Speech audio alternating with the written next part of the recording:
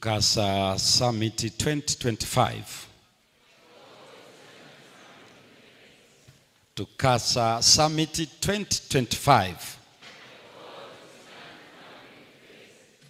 Karibuni tena jioni hii ndani ya vipindi tulivyovipokea leo toka asubuhi na mchana wa leo katika mikutano hii ya TUCASA STU 2025, ambalo neno kuu wito wa kusimama imara katika imani. Wakati ule wa asubuhi tulikuwa nini maana ya wito? Ni wito unatoka kwa Mungu na ni wito wa kwenda kwa Mungu. Huu ni wito wa kwenda juu, ni wito wa mbinguni, ni wito mtakatifu. Hiyo ilikuwa ni asubuhi ambako ilikuwa ni kutusaidia kufahamu huu wito ni nini. Lakini mchana huu wa leo na masaa ya jioni tunaenda sehemu ya pili ya hii theme, Stand Firm, ambayo nimechagua kuwa na somo linalosema muda wa kujitoa, a moment of commitment. Kuna maswali ambayo ni vizuri tupate majibu yake. Unajuaje wewe umejitoa?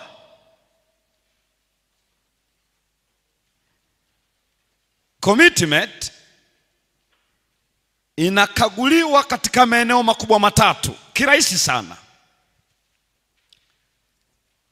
Ili ufahamu umejitoa kiasi gani, watu wanaangalia wale unaohusiana nao karibu sana. Wanaweza kusema umejitoa kwao, kwa sababu kuhusiana na hao watu muda mwingi ama sana vitakugharimu mambo mawili. Moja, muda, time factor. Mbili, money.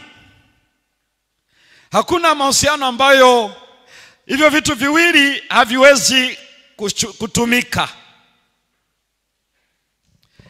Ingelikuwa waliooa na kuolewa anasema fulani siku hizi hanipendi, wanamuuliza umejuaje hakupendi? Utaona wana raise vitu viwili. Time factor, hawezi kuzungumza nami sana muda mwingi kwa simu kama yuko mbali. Kwa hiyo kama ni uchumba, anasema naona kama uchumba unalegalega, naona kama mwenzangu amefikiri tofauti. Why? Time factor. Kama muda wa kuzungumza unapungua, maana yake less commitment. Lakini pia material. Kwa nini vitu viwili? Kwa sababu time na money ndivyo vinavyobeba maisha. Wakati Mungu anasema utakula kwa jasho, anasema utafanya kazi, katika ile Mwanzo 3:19 utakula kwa jasho. Wathesalonike ya pili 3:10 anasema asiyefanya kazi na asile chakula. Sasa ili mtu aweze kuishi anakula, na anachokula amefanya kazi. Anafanya kazi kwa sababu matumizi ya mambo mawili. Anatumia time halafu anatumia talent. Kwa kuwa yuko hai, kila mmoja ana hiyo talent ambayo anaibadilisha ilete money. Hakuna anaweza kufanya kazi bila time factor. Ni yule aliye hai ndio anaweza kufanya kazi. Na hivyo mtu anapokuwa anasema huyu hayuko commitment tena kwangu, maana yake ile time factor ikiwa inapungua, maana yake mahusiano yamekufa. Ndio maana aliyekufa Kiingereza anasema the late, hana muda. Kwa hiyo kama mtu hawezi kuzungumza na wewe, hawezi kuwasiliana wewe kwa njia yoyote ile, anakuwa the late. Kama sio yeye, basi commitment imekufa. Lakini pia ikiwa mtu yuko commitment, lazima utaona material, utaangalia kazi za mikono yake zitaelekea kule ambako commitment yake ilipo. Kwa hiyo hivi vitu vinakagua how commitment somebody is, na hiyo ndio inachozungumzwa unapozungumzia habari ya to stand firm. We talk about commitment. Na ndio maana kuna mtu yote atasema nampenda Mungu, lakini no time with God. Halafu anasema nampenda Mungu, hawezi kuomba, hawezi kusikia neno lake anajifunza, hawezi kuingia katika ibada, lakini anasema nampenda Mungu. Anasema no, there is no commitment, kwa sababu time factor. Na ndio maana Sabato inaenda kukagua commitment ya wakazi wa dunia, because it's about time. Kwa hiyo mtu anaposoma siku ya Sabato, maana yake ni kweli hayuko commitment kwa Mungu katika ukweli anaojua. Ndio maana hawezi kutoa ule muda na Mungu kwa sababu ya time. Lakini pia kwa nini mtu anasema huyo hampendi Mungu? Kwa sababu material hayaji upande wake. Mtu anaweza akasema anamtii Mungu, lakini sio mwaminifu kwa zaka na sadaka. Never. Commitment inakuwa checked up, time and money. Kwa sababu ikiwa mtu yuko hai, lazima ata produce, na kile unachoproduce kina carry your life. Kwa hiyo mtu anakupatia 2,000, anakupatia 5,000, anakupa 10,000, anakupa maisha yake. Usikague kama 5,000, amekupa sehemu ya maisha. Kwa hiyo ndio maana mtu akisema huyu anampenda Bwana, lakini anaonekana anamtumikia, ila hawezi kutoa mali kwa ajili yake. Never. Ndio maana Yesu anasema toeni hazina zenu, mpeleke wapi? Hiyo ni kitabu cha Mathayo 6 aya 19 hadi 21. Maana pale moyo wa mtu uliko, moyo wake, hazina yake mtu ilipo, ndiko na moyo wake uliko. You can never separate material and the heart. Hajawahi tokea mtaalamu kama huyo, na hata tokea. Kama fedha zinaenda mahara, it's because the heart is already there. Mali haziendi pale ambako moyo haujawahi kwenda. Kwa hiyo ndio maana unaona siku hizi nilikuwa nazungumza katika mchana, watu wenye kwikwi zingi, wenye matatizo mengi, wanapoingia kwenye unabii kwa sababu ya matukio, wanasema unajua sio tu hivyo, wanasema Yesu haji. Yesu wanasema Yesu anakuja 2025 au 31. Lakini pia wanasema hakuna haja ya kurudisha zaka na sadaka. Wanasema ilikuwa ni Old Testament understanding. Kwa hiyo Yesu alipokufa msalabani anasema hawezi kutoa tena. Lakini kwa sababu watu hawako committed to God, kwa hiyo wanaona hiyo ni tafsiri nzuri sana ya uelewa. Commitment inahitaji vitu viwili, lazima vikaguliwe. Kwa sababu hata mke wako, mume wako, hata mchumba, hata nani, if you don't spend your time with him or her, if you don't spend your material for him or for her, that means you are not committed.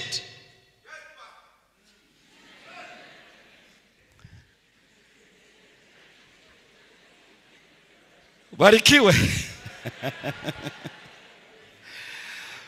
Umetoa 89 fedha elfu za Tanzania kwa sababu you spend money because you are committed.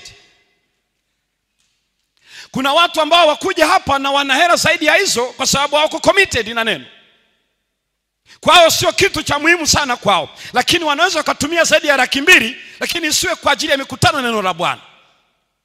Kwa hiyo mtu mmoja akisema mimi nampenda, mimi namjali, mimi namtunza baba yangu, namjali mama, najali sijui na nani na nani, lazima tuulize the time you spend and the material you use.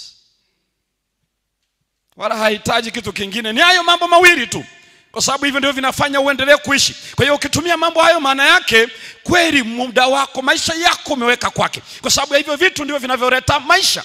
Kwa hiyo unapotumia vitu hivyo, maana yake maisha yako pale.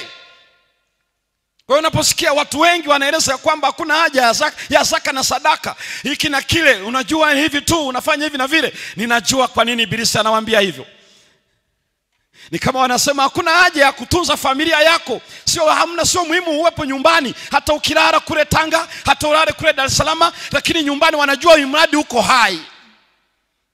Ndicho wanachojaribu kueleza. Halafu aseme huyo ni mama aliye committed na familia yake. Halafu aseme huyo ni baba aliye committed na familia yake, wakati no time with their family members.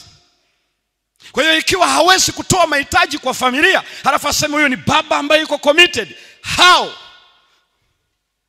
Kwa hiyo ndio unaangalia commitment. Kwa tunapoangalia a call to stand firm is a moment of commitment. Tuombe. Mungu wetu, tuko mbele zako tena jioni hii, unapotufundisha ukweli wa maana ya kusimama imara. Kila mmoja wetu hapa tuna shauku ya kuwa hivi kama hawa wenzetu katika zama zao. Roho wako mwema tufundishe ukweli huu kwa jina la Yesu Kristo, amina.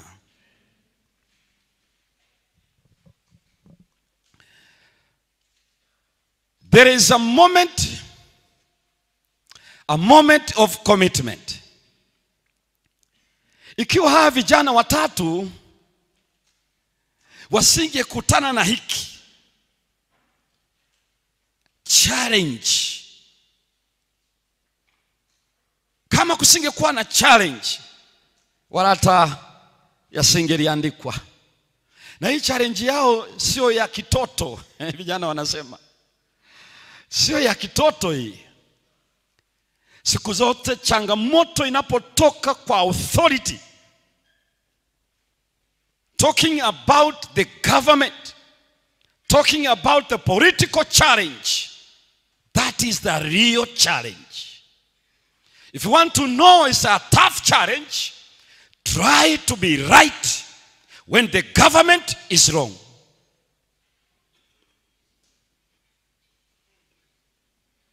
Just try. Kama ni serikali ya Jamhuri ya Muungano wa Tanzania, halafu ukasema no, you are wrong as a government, then you will understand what it means to stand firm.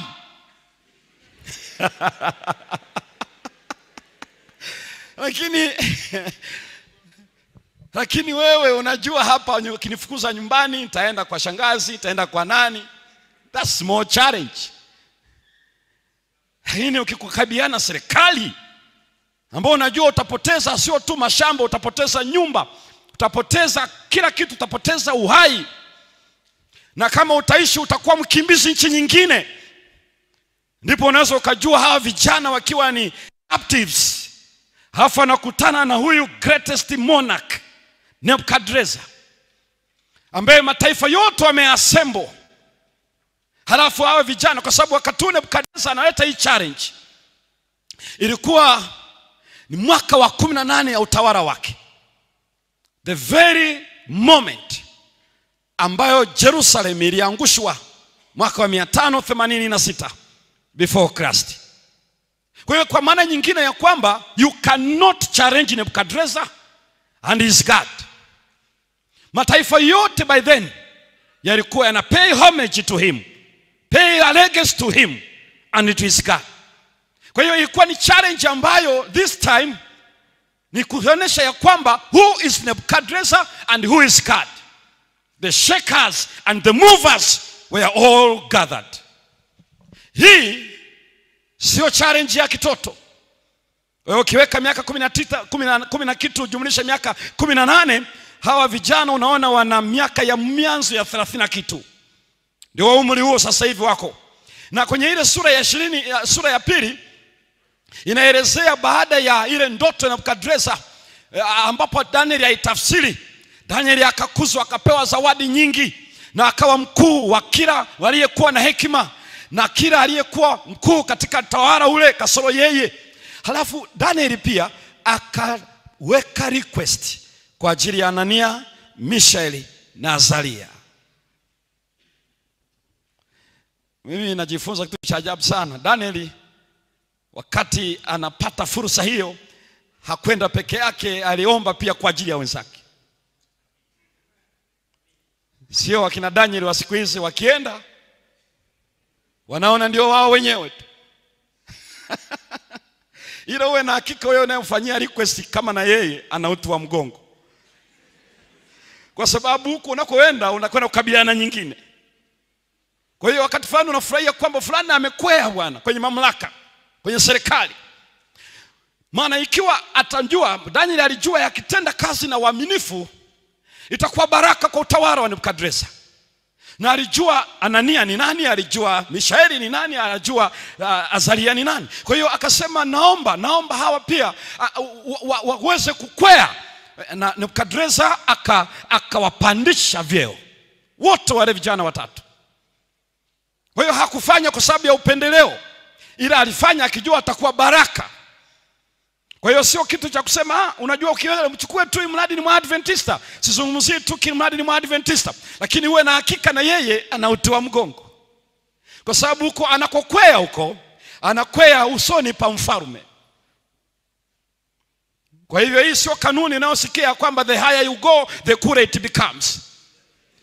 This is inversely proportional. The higher you go the hotter it becomes. Kwa hiyo usije ukasema nimefurahi amenikumbuka bwana rafiki yangu tulisomaga naye tulikuwa tukasa summit 2025. Usisahau kadri unavyosogea karibu ndivyo joto linaongezeka. Kwa hiyo na wewe utakapokubali ukubali. Kwa sababu saa hii Daniel atajui, hayupo. Ila ni wao ndio wapo. Kwa hiyo usije ukasahau ya kwamba unapokwea pale sio kwamba utasimama na yule aliyekupendekeza kwa mtawala. Fulani mtu mwema, tulifanya naye kazi tukiwa Songea. Tuliwahi kufanya naye kazi ikiwa mara fulani ana tabia na ustawi wa kufanya eneo hili linyanyuke juu. Lakini usifikiri wakati wa kujaribiwa kwako huyo atakuwepo. The Bible is silent. Where was Daniel? It is quiet. Usije ukasema wewe ndio uliniambia, wewe ndio ulinipendekeza au ndio saa yako. For every action there is equal and the opposite reaction. Hiyo ni Isaac Newton's law, the third law of motion. The moment you start the motion, make sure there is opposite, and not just opposite but equally. Kwa hiyo mwendo unaochukua ndio mwendo huo utakao kukabiliana nao. Kwa lugha nyingine, unaposogea juu na tabia ya uadilifu, uwe na hakika jaribu lako sio la kitoto. Kwa hiyo usije ukasema kama unahitaji kwenda juu kwenye kilele, maana yake unahitaji better things. Na Mungu anataka vijana waempeleke juu, kwa sababu anajua ndio hawa wanaoweza kufanya kitu ambacho akitamka kuanzia Nebukadneza. Wale wengine wote watajua Mungu ni nani. Kwa hiyo ndicho kinachokiona kinafanyika pale. Kwa hiyo ilikuwa ndani ya kipindi hicho cha miaka 30 mwanzoni hapo ndio vijana hawa wanajikuta kwenye ile hali kubwa sana. Sasa hapa kuna mambo matatu. Kabla tujaangalia tafsiri yenyewe, isikilize kwenye Biblia inavyoelezea nini maana ya commitment. Baada ya kuelezea ile general understanding of commitment, hebu tuangalie vizuri inavyotajwa hapa. Namba ya kwanza, msomaji hebu fungua kitabu cha Daniel. Katika hiyo sura ya 3 tutasoma aya ile ya 4 na aya ya 5. Hapa unapata clear instructions. Nataka uangalie vile commitment inapokuja. Clear instructions. Mstari wa 4 na mstari wa 5. Hebu soma Danieli 3. Danieli sura ya 3 mstari wa 4, neno la Mungu nasema. Nasema, ndipo mpiga mbiu akapiga kelele akisema, katoa tangazo, enyi watu wa kabila zote na taifa, na lugha, ndio mmeamriwa hivi, wakati mtakapoisikia sauti ya panda, ndio, na filimbi, na kinubi, na zeze, na santuri, sawa, na zomari, ndio, na namna zote za ngoma, lazima kuanguka na kuiabudu sanamu ya dhahabu mfalme Nebukadneza aliyoisimamisha. Clear instructions. Kabla hujaangalia neno stand firm, kwanza angalia clear instructions. Instruction inasemaje? Maana wote wameshaitwa wako pale. Na wa vijana wapo. Na sio tangazo ambalo lilitolewa tu leo, ni kabla, even before. Kwa sababu tangazo lilitolewa usiku mmoja kabla. Na wanapokuja siku hiyo wakarudia. Instruction ilitolewa very clear. Kila mtu atakayesikia kitu gani?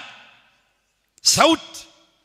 Na hiyo angalia instruction ikawa added na great emotional and psychological music. Angalia unajua ule muziki haukuwa wa kawaida ule. Kila chombo cha muziki full of emotions.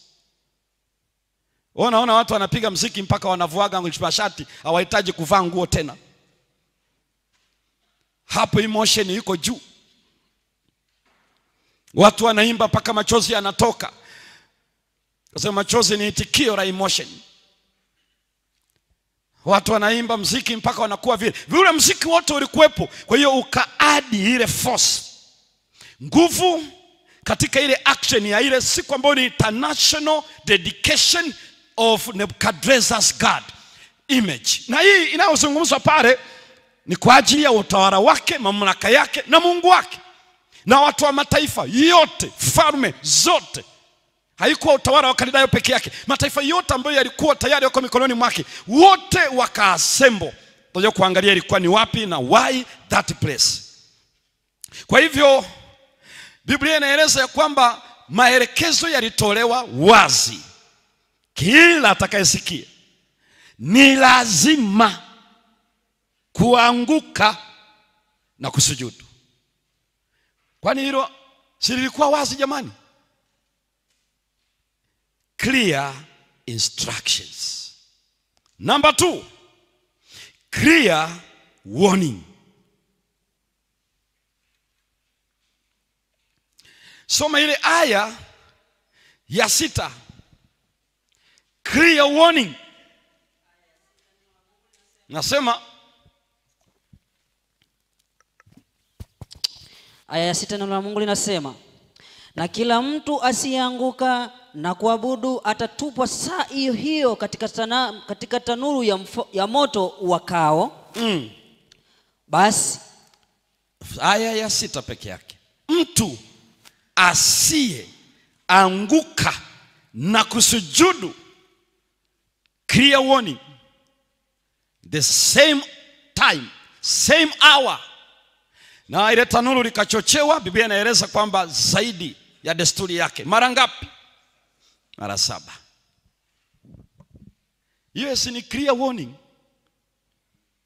Ama unauliza hivi alisemaje? Hii sio ya kusema kwamba hivi alisemaje mtihani ni Sabato. Clear. Ametoa clear instruction. Saa 2 asubuhi Jumamosi. Clear instructions. Warning, asiyefanya mtihani. Unajua saa nyingine yani wewe una debate na habari ya total dismissal. Unazungumzia habari ya discontinued ambayo inatajwa pale. Wenzako walichoambiwa, you fail to follow and worship, tukutane kwenye moto. Kwa hiyo hakuna option nitaenda kulima mashamba. Ni vizuri ujue ile warning haikuwa ya kitoto. Sio kwamba tutamtimua kwenye utawala wetu. Never. Huyo amepoteza sifa ya kuishi. Na unaangalia siku zote sisi ambao yanayotustua hapa yanahusiana tu na msosi, yanahusiana sio na hiki, yanahusiana na hiki, lakini maisha yanaendelea. Kwani ukisema usipofanya mtihani, usipofanya hiki na kile, usiposimama kwenye ile ofisi, watakufukuza kazi? Ndio. Kwani ukifukuzwa kazi ndio utakoma kuishi? Money made fear. That's not real fear. Tuna watu ambao hawana ofisi za serikali na wanaishi mpaka wameajiri wasomi. Saa nyingine ni hofu tu za mzaa. Ni mzaa tu tunaofanya. Ni vizuri ujue a call to stand firm. Ni vizuri ujue ni maeneo yapi. How do you know that you are strong in faith? Hiyo itakuwa ni kesho hapa habari ya faith. Lakini angalia vizuri hapa ya kwamba ili useme mimi unajua katika wetu wasema nina msimamo. Msimamo yetu tumesimama kwenye siafu tu. Unajua nasema mimi na msimamo. Wewe unawajua siafu wewe? Hakunaga jeshi imara kama la siafu. Lila hata askari anaacha silaha. Hawajuike kitu wale.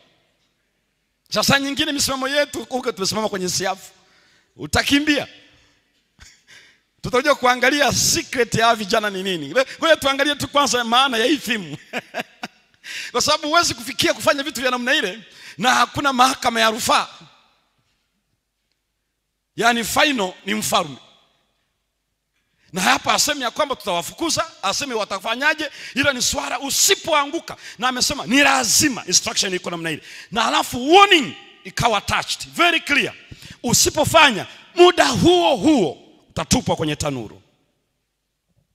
Sasa hayo yanapokuwepo pale, clear instructions plus clear warning that call for clear stand. Hiyo ndio unaoiona sasa hapo. Yaani wakati hapo ndio kuna clear instructions, kuna clear warning, and then we have 3 Jews ambao standing out, it's also very clear. Very clear.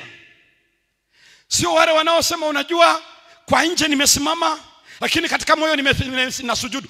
Acha biashara hiyo. Hii ni clear stand. Acha wale ni wale hawana uti wa mgongo wale. Spineless people. Wanasema outside, the outside I'm standing up, but in the inside of me. Ndio wale wanaosema wanavaa ovyo alafu anasema Mungu anajua moyo wako. Mama. Huo moyo ni takataka, peleka bafuni kwa sababu ni mchafu huo.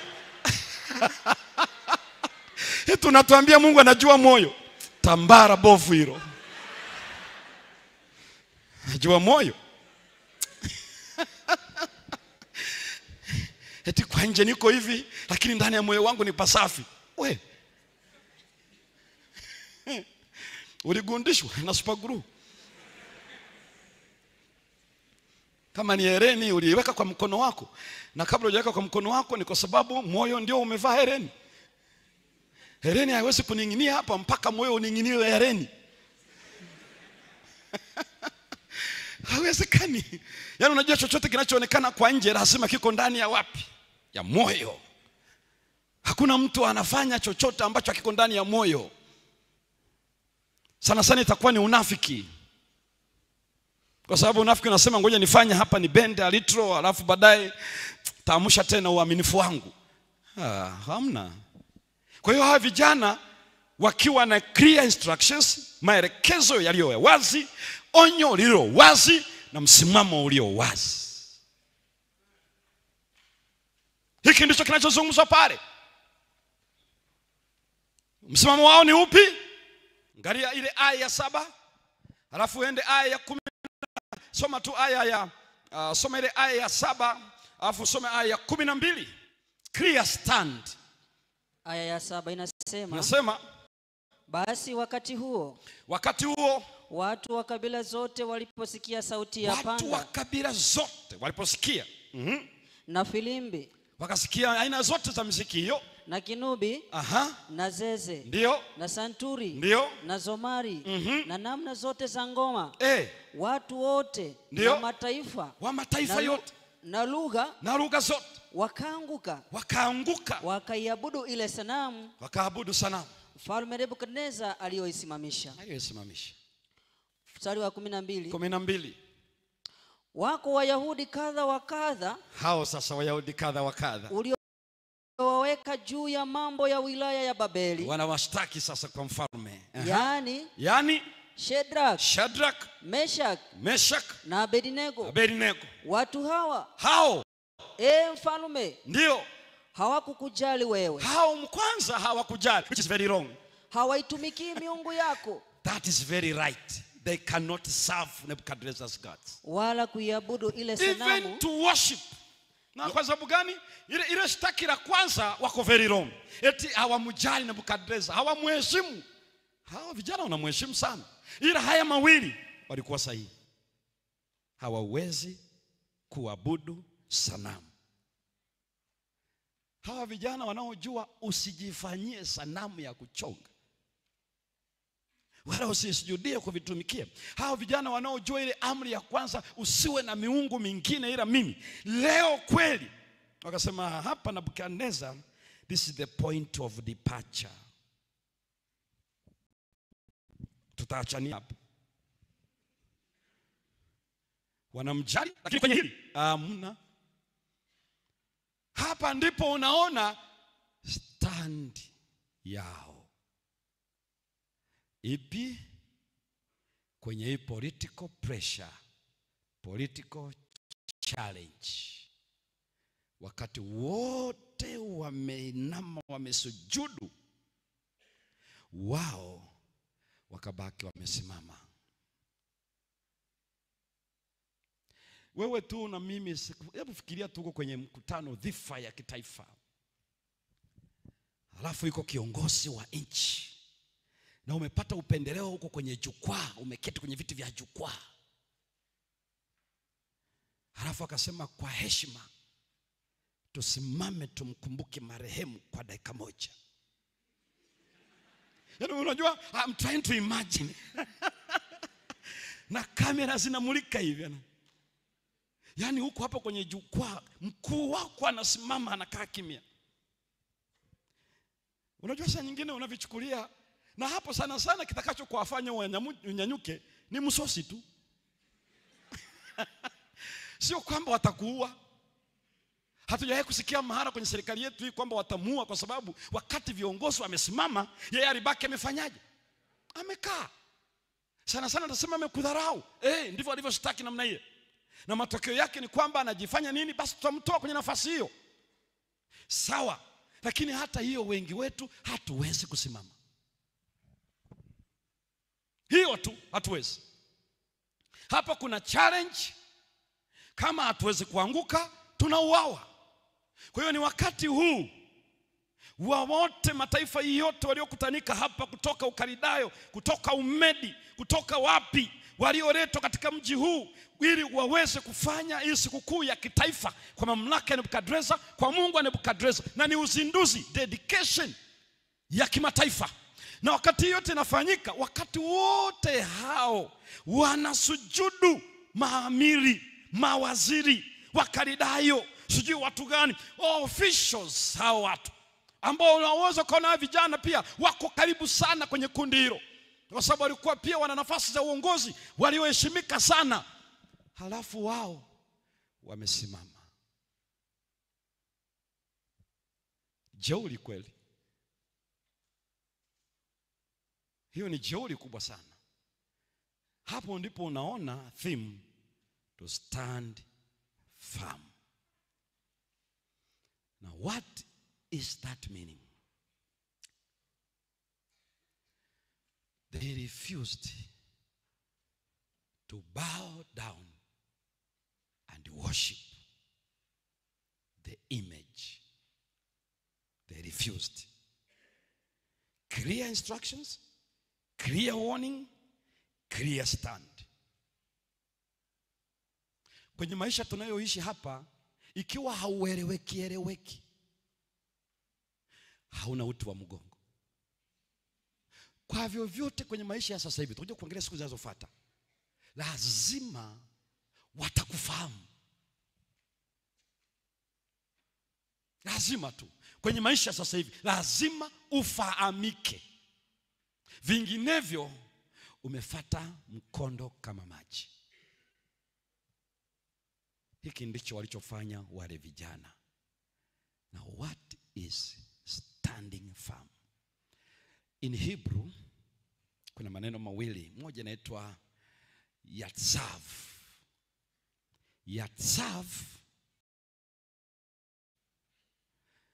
lina maeneo makubwa mawili. Ni sawa na ile neno jingine ambalo linaitwa amad.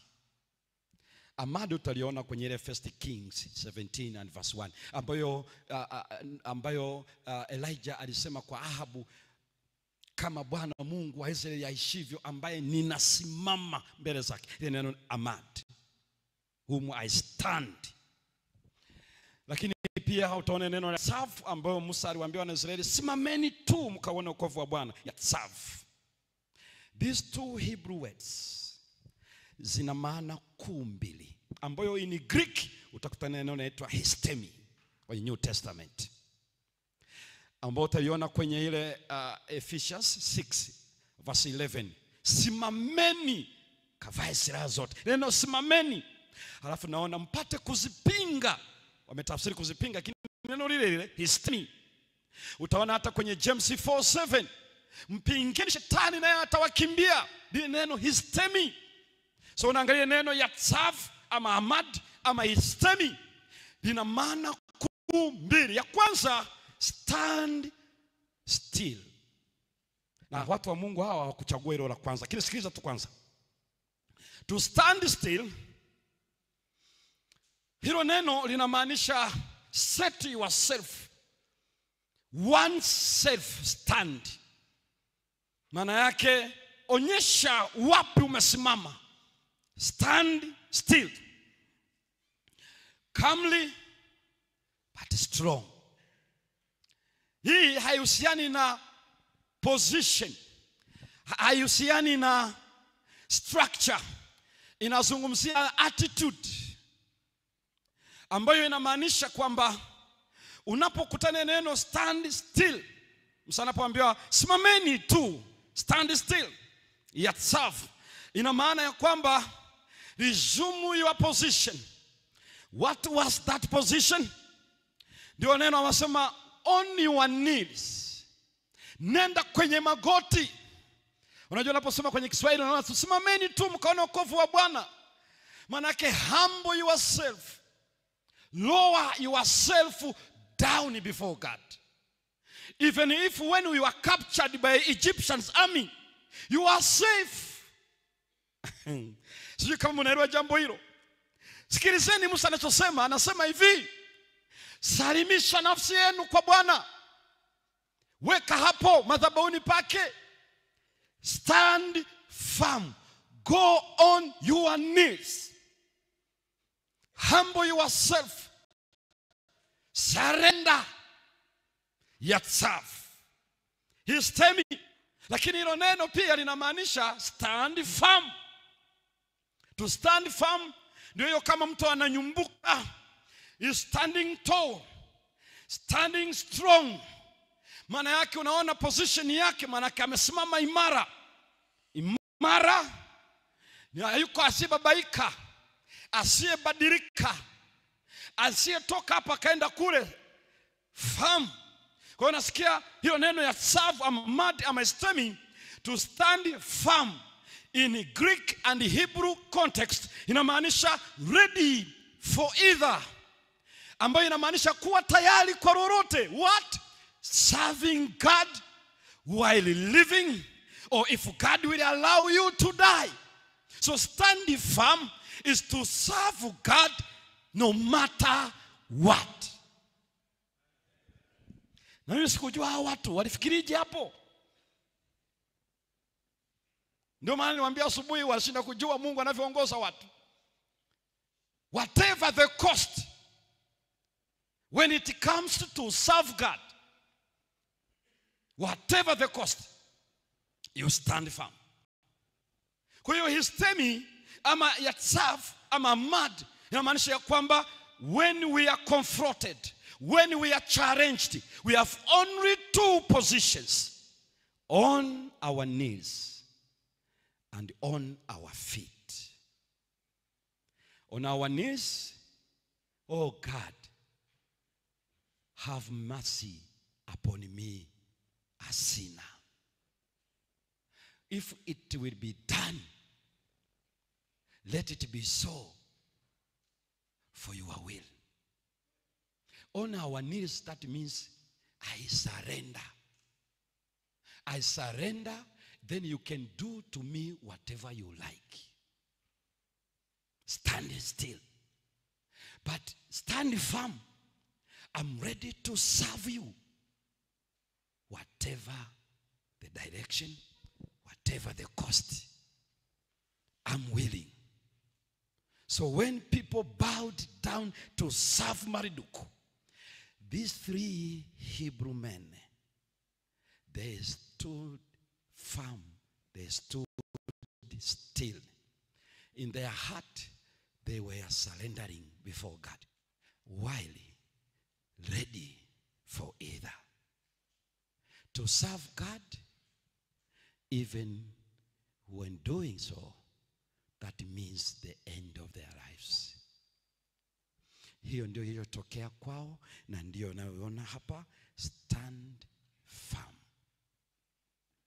Kumtumikia Mungu ni nini?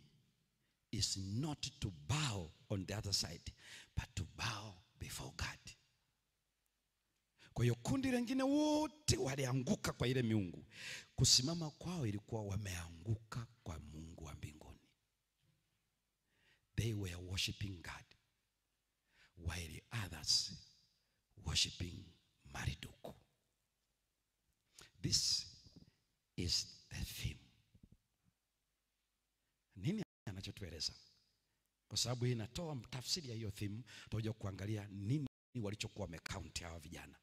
Kwa sababu ilikuwa ni clear instructions, ilikuwa ni clear warning, na ilikuwa ni clear stand. Ni vizuri ukafahamika nyumbani, ukafahamika chuoni, ukafahamika kule unakokaa, ukafahamika kwenye ile room na roommates wako, ukafahamika popote utakapokuwa, wewe unamcha Mungu. Hicho ndicho kilichotokea kwa hawa vijana, na hicho ndicho kilichoandikwa. Kwa hiyo wao walisema wakati hao wana bow down, kwa sababu bow down ni surrender, lakini kwa sanamu. Wao wakastand. Kwa nini? Wakiwa na maana hizo mbili. Wamesalimisha mioyo yao kwa Mungu. Wanasema, Mungu unirehemu mimi mwenye dhambi. I'm not deserving to stand for you. Because of your grace, I'm here. So, strengthen my faith. Ndicho nayoeleza. Lakini la pili, tuko tayari kukutumikia, standing firm.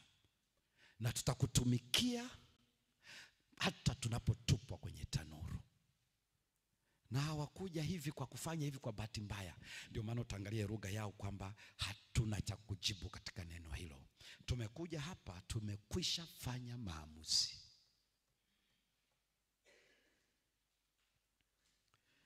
Hii ndio maana ya a moment of commitment. How do you know that you are committed?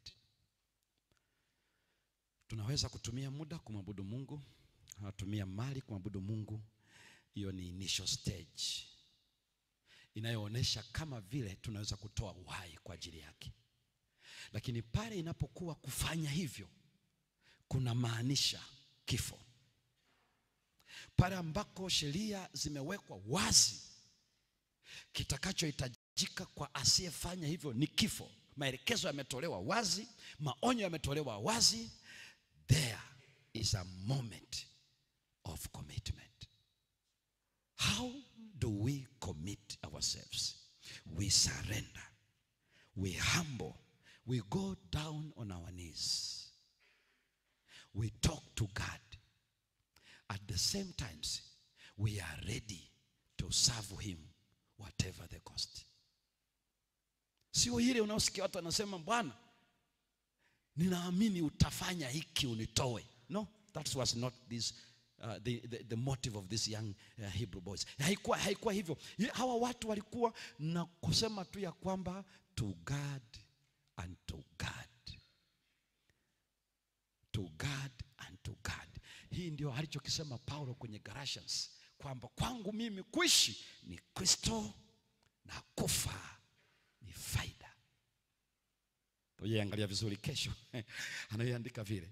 To these people, kwa hao watu vijana watatu wanachosema kwamba tukiishi sisi ni kwako, na tukifa kama hii ndio stage ya kifo chetu, bado tutabaki kuwa watifu kwako.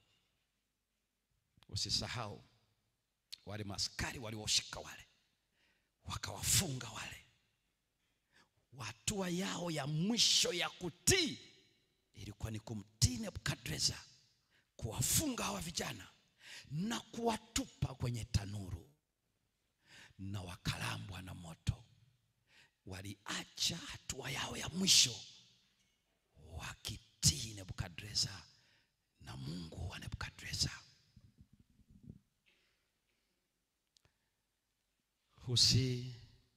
Usidhani huo mzaa wa kuyumba yumba utaendelea siku zote.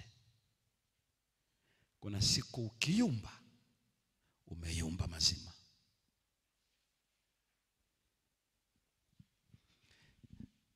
Na jioni hii ya leo, hii ndiyo siri inayotafsiriwa kuwa una msimamo. Kwa ninaposema una msimamo, ni unaweza ukagadi your time with God in prayer. Na sio zile sala zinazobadilishwa na situations. Kwa sababu tutakuja kuangalia upande wa Daniel ile 6 na ile aya 10, anasema aliomba akifungua madirisha kwenda Yerusalemu, ndivyo alivyoomba siku zote. Na aliomba mambo mawili tu, thanksgiving and praise. Na anasema hiyo ndio kawaida yake ya Danieli. Sio ile ya kwetu nikiugua ombi linabadilishwa, nikikutana na threat yoyote linabadilishwa. Hamna. Yani hawa vijana wahangaiki, Bwana utuokoe. Sikiza ndugu zangu, the issue is not about God's deliverance and rescue. The issue is about obedience and surrender. Hivi mnajua kitu cha pekee ni hivi, watu wengi wanaomba leo Mungu awaokoe. Awaokoe kwenye nini? Kiberiti cha moto. Awaokoe kwenye nini? Kwa sababu ya tumbo lina njaa. Awaokoe kwenye nini? Kwenye hiki. Ngoja niwaambie ndugu zangu, if Calvary is not enough, if Calvary is not enough, you will keep on singing and speaking about deliverance and rescue. Yani ukiona watu wanaomba waokolewe tu, wanyakuliwe tu, ingilia kati mahakamani, ingilia kati chuoni, Mungu utuokoe kwenye hili, you have not remembered about Calvary. That's the ultimate deliverance. Hivi ni nini unatafuta? Nini natafuta mimi? Kwa nini nakomaa sana na Mungu niokoe, Mungu nikomboe? God's deliverance, God's rescue. Na hiyo ndio tunangangana nayo sana. These three Hebrew men, they are not after God's deliverance, they are not after God's rescue, they are after obedience and surrender to God. Hii ni kitu gani ambacho kinaendelea? Tuje kuangalia vizuri kuanzia kesho kutwa uone kila ambacho ndio hasa the pivotal issue where we are, where you will be, wherever you go. The issue is not God come and rescue and deliver me. The issue is this is the right time to stand still and to stand firm. Sio issue ya kusema Bwana tuokoe. Ndio naona watu wengi wanapiga harambee za sara. Mungu ufanye hivi, kanisa sema wanamasichana. Hetu waokolewe wetu kwa sababu ya wamesengenywa, wamefanywa hiki na kile, wametafsiriwa vibaya, wanaenda kufungwa. Kwa hiyo wanajiiriza.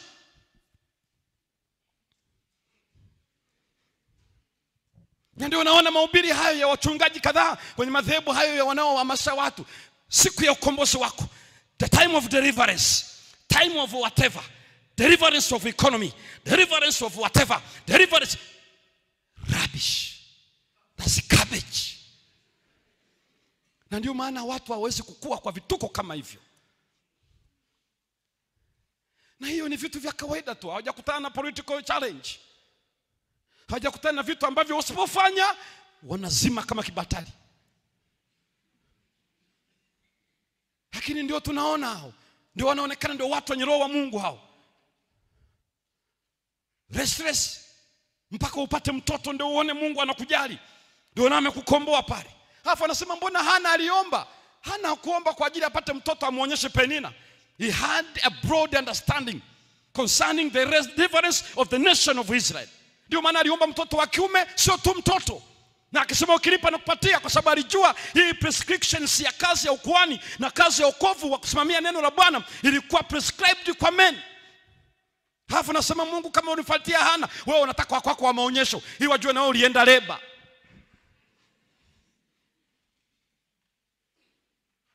Na tunatapeliwa namna ile. Mbaraka wa uchumi, bariki mashamba, bariki na kile. Halafu naona kuwa inferior. Eti sara zangu za kupanda upate uchumi. Formula ya wapi? Formula ipi? Kuna mahali unaambiwa kwamba tutakuombea upate hela. Subutu. Ngoja wakutapeli tu. Yeye amesema fanya kazi siku ngapi? Na yeye amesema tabariki kazi ya mikono. Utabarikiwa mjini, utabarikiwa wapi? Si ni wale wanaofikiri vijijini hakuna baraka za Bwana. Watu wasiofuata Biblia. Kila siku ni mjini na analala kwenye korido. Wameishia kufuga ndevu, wengine wanafuga kuku wapate mayai. Sina shida kesi na ndevu zetu. Msema kanielewa vibaya.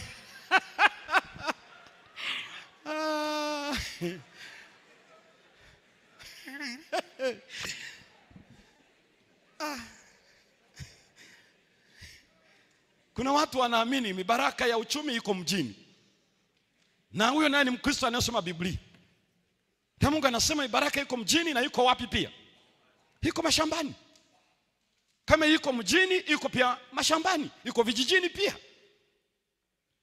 Kwa hiyo ameeleza tu ni kazi za mikono, ni maarifa ya hiyo kazi unayoifanya. Ufanye kwa bidii, uache maisha ya nasa. Amezungumza acha uvivu.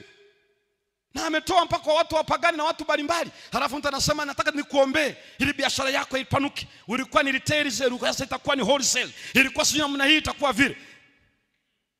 Mazinga ombwe. Mazinga ombwe. Na kwa bahati mbaya it is creeping in this church. We have gospel ministers who are coping. Sasa wamejifanya ndio vidume wa kubariki watu wapate fedha. Unless we repent. Hatuna kitu hicho kwenye Biblia. Na mimi nitazungumza mambo haya mpaka Yesu anakuja ama ninazima. Huwezi kuwatapeli watu kwamba nitakuombea upate hela. Kwa Mungu wa Israeli, Mungu wa Yakobo, Mungu wa Isaka, kwa Yesu Kristo ambaye ni Masihi. Lazima utufundishe Wabudha wanapata kwa Mungu yupi. Lazima utueleweshe Waislamu wao wanapata kwa Yesu yupi. Bring the answer. If Christians got that word from Jesus, then those who are not worshiping Jesus Christ, they are not paying homage to him, where do they get money? Otherwise you are fooling people, deceiving the people, deceiving the church. Sio sara zako. Na wala sitakwambia ukiwa mwaminifu utapata hela, takudanganya. Paka leo tuna watu ndani ya kanisa hii wana hela na sio waaminifu wa matoleo. Usijidanganye. Na unajikunja kutoa ili upate utajiri. Unapoteza muda. Am I confusing you? Utasema pastor mnatuchanganya. Lazima tukuchanganye mpaka uchanganyike.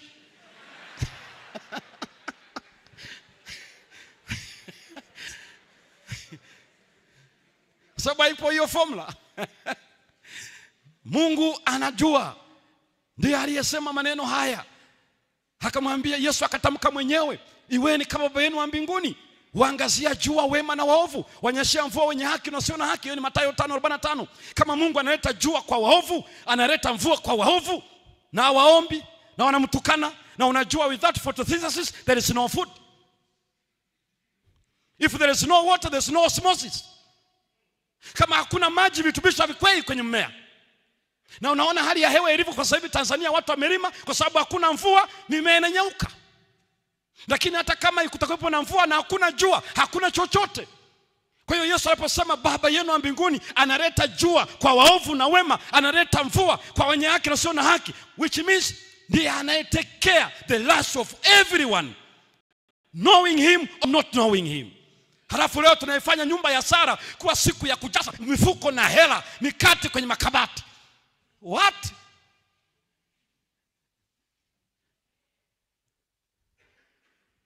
Wewe usisome halafu upate A. Tuje tukuombee eti Mungu mniombee, mimi najitoa kwa kazi ya Bwana, naendaga nyumba kwa nyumba. Utazungusha. Hakuna. Wala usije akasema mimi ni kiongozi wa TUCASA, muda mwingi nafanya hivi, kwa hiyo Bwana ndio wale wanaoomba Bwana naenda kwa kazi yako. Sasa simama kwa kazi yangu. Mna exchange na Mungu. Heti nimejitoa, sasa baki na kazi yangu. Tapia muro tu.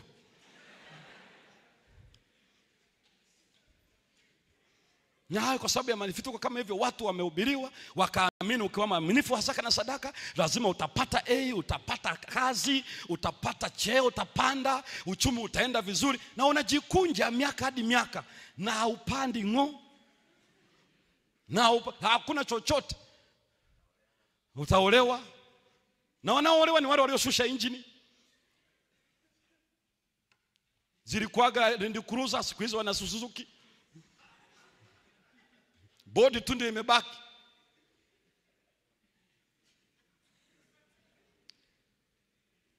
Sasa ikiwa wote hao na wanaolewa na wajua kwamba sio waaminifu, lakini ndio wanaolewa, wanavaa shera.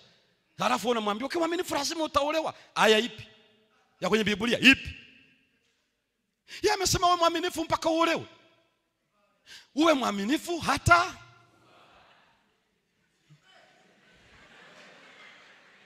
kwa hiyo kama ni swala la kuolewa 2030 ikifika, unatumia ile kauli ya Mheshimiwa Jakaya, akili za kuambiwa.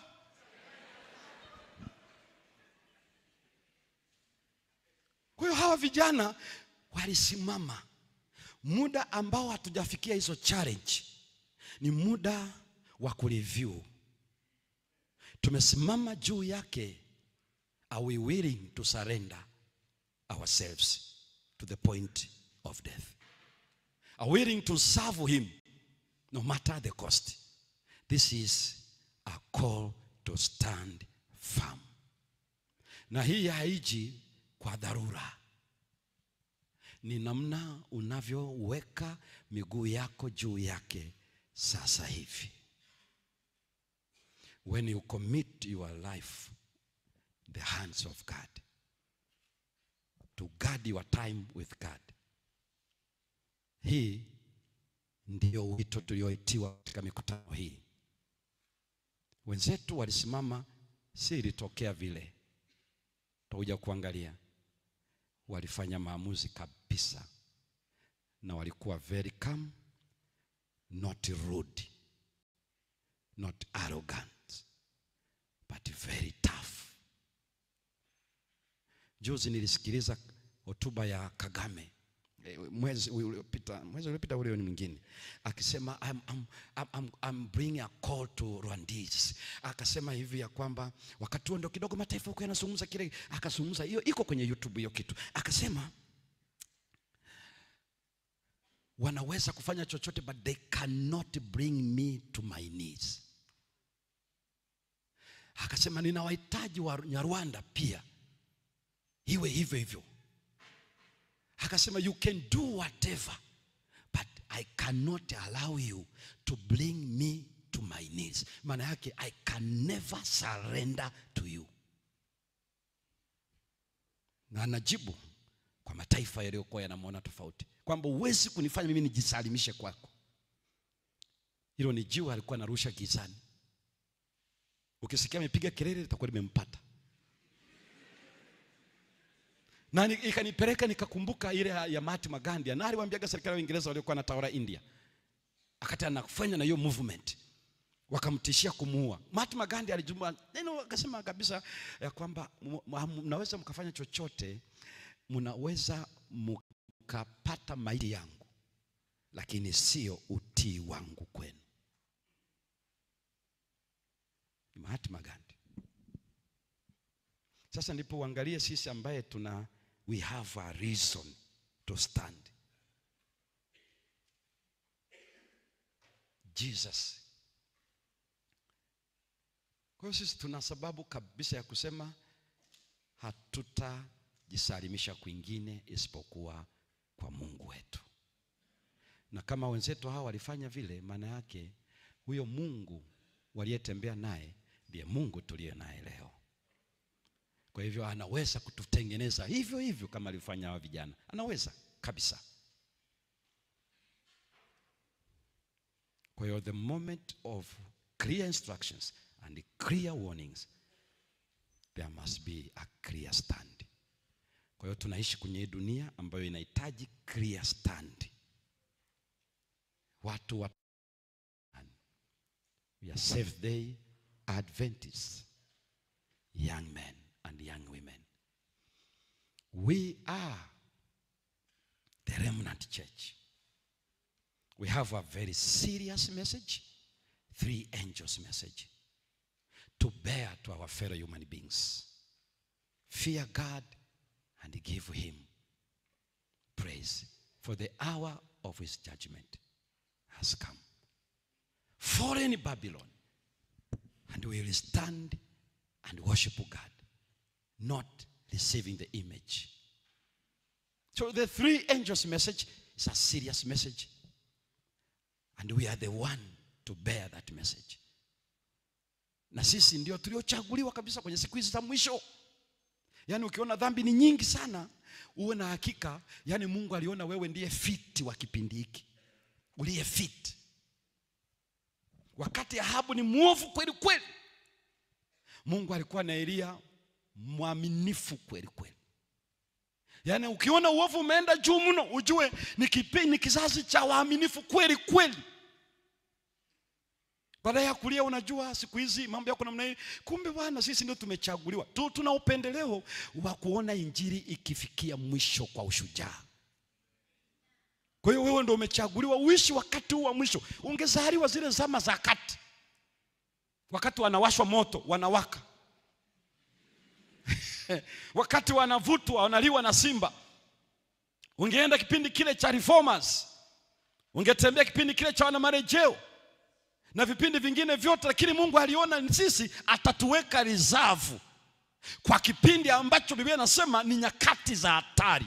Nyakati za hatari zinahitaji people like Daniel, people like Azariah, people like us. Kwa hivyo jioni hii ya leo Mungu anatuita tusimame juu yake. Maana yake tuko tayari ikiwa tunaweza kubaki na yeye wakati wote, na bado tuko willing kumtumikia, hata kama kufanya hivyo inamaanisha gharama. Ni shauku yako kufanya hivyo? Simama pamoja nami.